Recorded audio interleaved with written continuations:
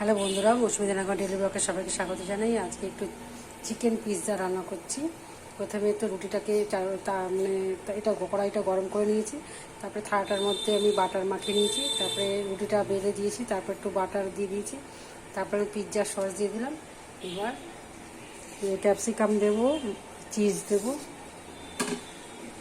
ব্লগটা দেখতে থাকুন। দেখুন বন্ধুরা, চিকেন দিয়েছি, তারপরে পিৎজা দিলাম, তারপরে পিৎজা অরিগানো আর চিলি ফ্লেক্স দিলাম, দিয়ে এবার এটা চাপা দিয়ে দিই হোক। তারপরে আপনাদের দেখাচ্ছি। বন্ধুরা, আমার পিৎজা রেডি। এবার আমরা খাবো। আপনারা করে খেয়ে দেখবেন কেমন লাগে, আমাকে জানাবেন।